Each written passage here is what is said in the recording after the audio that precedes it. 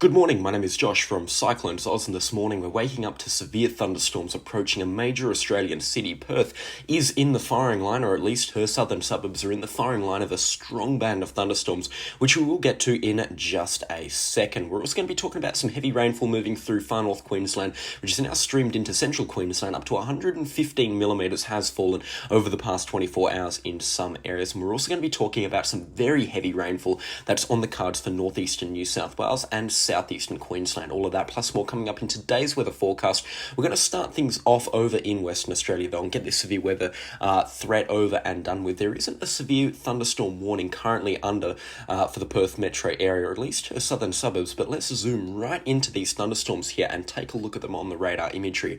There is guaranteed some very heavy rainfall, intense rainfall here. Damaging winds, I don't think so much. I think the wind gusts here are still relatively light from these storms. However, we couldn't be ruling out wind gusts up to 60 or 70 kilometres an hour in these cells, but I don't think that's the main threat. It's the rainfall and hailstone threat that really has me concerned here. I've also seen comments on previous videos about the threat of waterspouts or tornadoes blowing through, especially in the southern suburbs, which aren't protected by land like Rottnest Island, Karnak Island, or what's the other island? Garden Island. And yeah, there is definitely the chance of some waterspouts here that turn into some tornadoes that track over some of the southern suburbs. These storms are very powerful indeed. You're going to be able to hear them on the video as well. The lightning is very close by at this time, and these do look like some very significant thunder cells that are about to move through, and you can see just how they've materialized over the past hour, especially for locations south of Rockingham here. Thankfully this one looks like it's going to miss Mandurah, or at least the worst of it will. Dawesville's going to cop a hammering though. However, you can just see it's a swirling mess of just powerful thunderstorm cells here. Very heavy rainfall and up to 100 millimetres an hour expected with the passage of this thunder cell here. As it moves through, it looks like it is going to be a strong one, and it's certainly going to be having some very heavy rainfall once it comes ashore. So just a heads up here, make sure you're taking extra care on the roads this morning. The Kwinana Freeway is going to be hazardous with this amount of rainfall coming ashore. Over the next hour, these storm cells are expected to weaken a little bit, but the southern suburbs, anywhere south of sort of Perth or Fremantle, expecting to cop a belting, and regions towards or between a line of Perth down towards Armidale and towards the west of Willetton and surrounds, expecting to cop an absolute belting from these thunder cells here, and the chance of some very heavy rainfall, which would cause some flash flooding in areas. I'm surprised that these thunderstorms haven't gone severe warned from the Bureau of Meteorology, and I think they are definitely lacking on these part.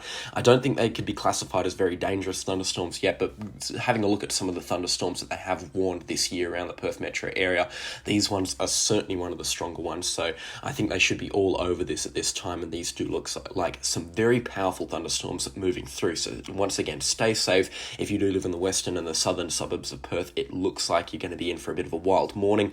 You can also see behind it some very heavy showers, and the reason why these only look green, yellow, and a little bit of orange is because that the radar is currently being blocked by this line of intense rainfall here. So these showers are going to be very heavy as well. The radar just cannot do them justice because it's being blocked by this line here that's about to move through Mandurah. So once this line moves over the radar system, we're going to see another line of very powerful thunderstorms behind this, and that does look like the story for today. We're going to flip this right back to the satellite imagery once again. You can see there's intense thunderstorms by the looks of things right back to the low pressure area, which is located here, and this one's going to be streaming in towards the Perth metro area and making a crossing of the coast later tonight. So areas around Perth and south of Perth, the southwest coastal region, expecting some strong thunderstorms throughout the course of today. It looks like it's going to be a wild day of potentially severe weather, and once again, I am surprised there are no warnings currently out for this weather system because it looks really nasty. You can see here as this low pressure system gets closer to the the central west coast around Jurien Bay and Lancelin, some very heavy rainfall picks up as well as per this forecast. The Axis G3 also on board with some reasonably heavy rainfall as well. Not so much on board with what the Eastern BEF has to say. The Axis G3 definitely lowballing here, and that's why the Bureau of Meteorology is only calling for up to 15 millimetres of rain for Perth today. I reckon with a setup like this, as a beautiful sunrise appears out of my window, I reckon with a setup like this, we're looking at least a chance of 50 millimetres for some areas. Already, I believe Mandurah's had 33 millimetres in the past 24 hours. Certainly some very heavy rainfall there. The majority of that has fallen in the past 6 hours. It looks like today is going to be quite wet for certain areas around Perth. The rainfall will continue into early Friday morning when it will begin to ease off. Like I said, it's going to be hit and miss around the Perth metro area, but when it hits, it will hit. The rainfall also looking to be moderate to heavy through the northern parts of the Wheatbelt, as far north as Murchison and Mount Magnet, and even Kalbarri as well, expecting the odd shower or storm too. And showers or storms continuing right through Friday and into early Saturday morning for the south coastal regions. Like I said, winds don't seem to be the big threat out of this weather system, which is very unusual considering how far north the low pressure area is. But I will just flick it over to the wind forecast here. There will be strong winds on the backside of this front here on the western side. You can see averaging 35 knots here, gusting up to around 45, even 50 knots in one or two places. So certainly going to be some gusty winds for the Perth metro area, and also as you get further north up in towards the northern Wheatbelt and the central western coast as well around Geraldton and Kalbarri, there will be some high wind gusts there. But on the backside of this system, winds shouldn't really exceed 50 or 60 kilometres an hour for the coast at all. I don't really see that being a chance, and certainly easing off through Friday. It looks like Saturday morning will be quite calm and also chilly for some locations around the south coastal regions. And once this front has made its passage, conditions and temperatures will plummet and calm off around the south coastal regions as well. So expecting a pretty cold night Sunday morning. The conditions will go into the low single digits for a lot of these areas as this weather system moves onwards towards South Australia, Victoria and Tasmania. But really for Perth right now, it is a severe weather threat. These are some very strong storms that are moving through, and like I said, they will be hit and miss, but when they hit, they will be very strong. So make sure you are staying safe on the roads this morning. They are hazardous. Only drive if you have to, especially if you're in the southern suburbs, because this rainfall is going to be very heavy, and it will be basically whiteout conditions once this rainfall hits for these locations. Very, very heavy indeed. So it's going to be an interesting one to see how this pans out today. It's looking really gnarly on the satellite imagery at this time. I haven't seen a thunderstorm set up like this from a low pressure system for a couple of years on the satellite imagery at least. It's a unique system that's coming through to the Perth metro area. So we'll talk about what this cold front's going to do in its future in just a little bit. But taking a look up in Queensland, they have had some unseasonably wet rainfall, and it hasn't been in the places that you would expect it to be. It certainly was in the places that I expected it to be. However, I was looking at the forecast, and it also looks like far North Queensland got a good helping of rainfall in one or two locations. But some communities south of Townsville around Charters Towers, or at least between Charters Towers and Mackay, had some heavy rainfall overnight. In fact, one location picked up 115 millimetres in the past 24 hours, certainly a lot more than I initially expected. And we do have some minor flooding currently occurring outside of Airlie Beach and Proserpine. I believe one river's about 20% higher than the minor flood level and currently rising as well. So certainly the chances of some minor flooding throughout the course of today. River levels should peak by lunchtime or into the early afternoon hours as this rainfall clears out. But just for the forecast throughout the rest of today, a couple of showers here and there expected around Cairns and that sort of area up and towards the Daintree and into the Cassowary coast, expecting a few showers here and there, but no more than a couple of millimetres of rainfall, 15 millimetres at the most.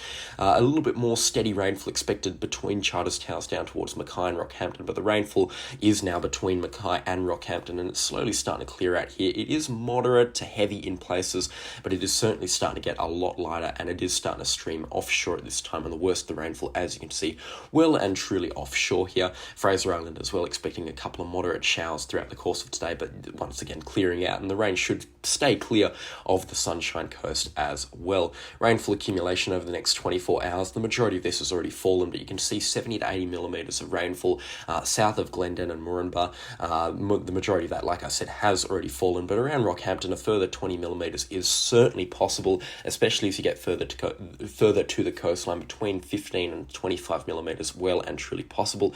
Down on Fraser Island we're looking at another 20 millimetres, Bundaberg about 15 millimetres, and Gladstone about 10 millimetres of rainfall from this weather system. Brisbane staying high and dry, the Gold Coast staying high and dry, and the Sunshine Coast a chance of some showers here and there, but I don't think they're going to be looking at anything significant in terms of rainfall, certainly nothing that will register at all. Now, I'm just going to talk about the heavy rainfall in northeastern New South Wales because we do have a lot on the forecast. Spoiler alert, up to 200 millimetres expected for some locations. In fact, just a little bit more than that, up to 250 millimetres. And it is reciprocated amongst the forecast models. The GFS expecting a good run of rain in the 5 to 10 day forecast period. The Axis G3 as well expecting a very good run of rain for southeastern Queensland and northeastern New South Wales, north of Forster and Newcastle, expecting some good rainfall there. So we'll break down the forecast right now using the Eastern Weather Forecast model. What's going to be happening is there's going to be some rainfall streaming through central Australia, and that's going to pick up rainfall rates around northeastern New South Wales by around Monday afternoon and into early Tuesday morning. And then a low pressure area is going to develop offshore from the Queensland coastline. Not going to be a strong low pressure system, but certainly one that's going to be packing a bit of a punch here. A little bit of a trough is expected to develop.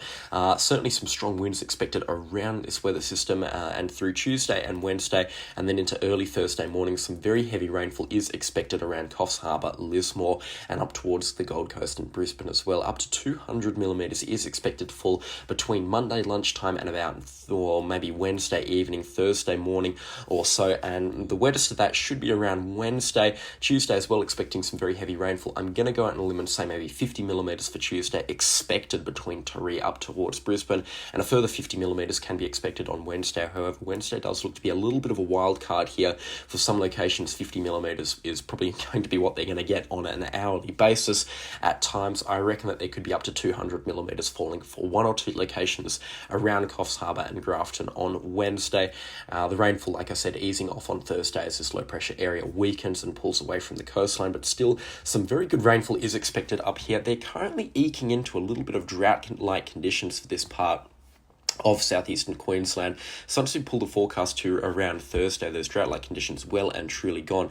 But if we were to take a look at moisture anomalies here, or at least soil moisture anomalies, you can see a little bit drier than average for the Brisbane and Gold Coast and Sunshine Coast sort of area. So this rainfall is going to be much needed, and especially on the GFS forecast, which has the rainfall falling further inland as well. The agricultural districts will be rubbing their hands with this forecast, or at least the GFS's forecast here. You can see the eastern reef keeping it predominantly coastal, but around 50 millimetres still expected to penetrate far inland. The GFS, however, calling for a lot of rainfall south of Rockhampton, around Roma, Rolleston, Billawilla and Dingo, outside of Emerald at least here. We're looking at up to 130 millimetres of rainfall falling through here, so some very healthy rainfall accumulations there. The Axis G3 keeping it coastal as well, but I do reckon what's going to be happening is a blend between the Axis G3 model and the Eastern Beth model, where we do have some good rainfall falling inland around Emerald and Roma and that sort of area, 50 to 70 millimetres of the stuff, and then along the coastline between 130 and 150 millimetres of rainfall will kind of be the norm expected between Tuesday and Thursday, with isolated pockets up to 250 millimetres expected. In short, a very wet end to the week, very wet start to next week by the looks of things. I mean, taking a look at this, up to 300 millimetres in one or two spots here outside of Coffs Harbour, up to 230 millimetres expected. This is some very heavy rainfall here, especially for this time of the year. It's typically the drier months to this part of the northeastern parts of New South Wales. They get a lot of their rainfall in autumn, but right now I certainly don't expect 250 millimetres on the 10-day forecast here. I do definitely think the Eastern WF is being a little bit bullish here, but considering it is reciprocated amongst the forecast models, I have a high degree of confidence in saying that it is going to happen. Now, I did also say that wind gusts are going to be quite strong here from this low pressure system, looking at up to 120 kilometres an hour in places around the low pressure system's centre, a little bit above that actually, along the coastline averaging 70 kilometres an hour, and inland as well around Glen Innes averaging at about 70 to 75 kilometres an hour as well in the elevated areas. Along the coastline they shouldn't be too strong here. If I saw winds being a major threat, then I would break it down in a lot more detail, but it's going to be just that quintessential low pressure system that gets itself offshore. You guys up there all know what I'm talking about. Higher than average waves, certainly a lot of rainfall and some gusty winds here and there is expected. So stay safe, especially if you live in a flood-prone area. I'll be bringing more details on this forecast sometime this weekend as they do break. It's still about a week away, or just under a week away at this time, so Don't get yourself too worked up about this weather system. It's not 100% set in stone at this time, but the model congruency looks pretty good for a forecast like this.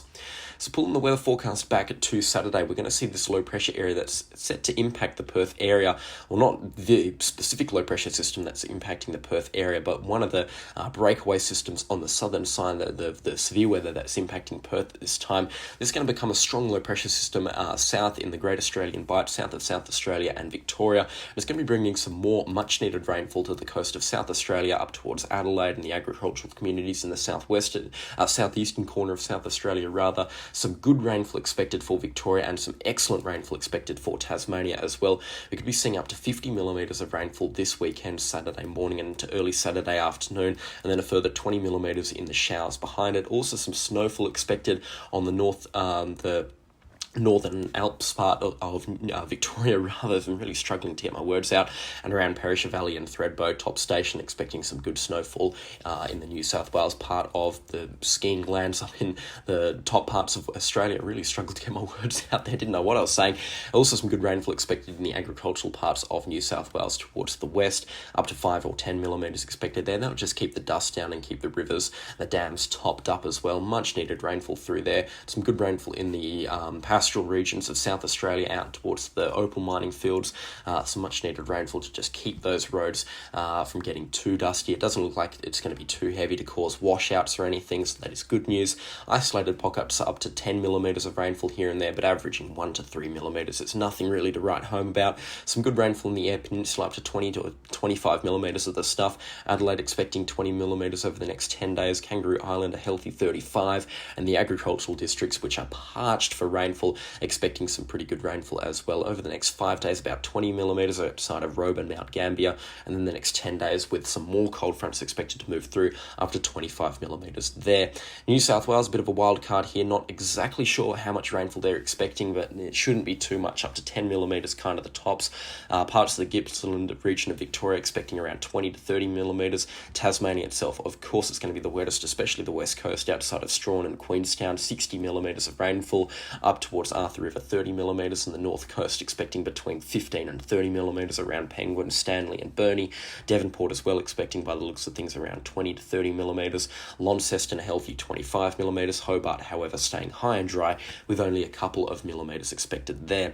Now the back end of this cold front, conditions, or temperatures at least, will be plummeting throughout Sunday morning. We're expecting a lot of sub-zero temperature reportings and low single digits for parts of Victoria and into New South Wales. Conditions are also going to be bitterly cold Monday morning. I mean, look at this, a huge swathe of below zero temperatures expected across a lot of Tasmania. In fact, what looks to be about 60 or 70% of the Tasmanian island. Conditions will likely be a lot colder than -4 degrees Celsius. In fact, I reckon in some places we're looking at -7 to -8, and at least the highest of mountains. And then take a look at this outside of Jindabyne here on the eastern Bev forecast, -9.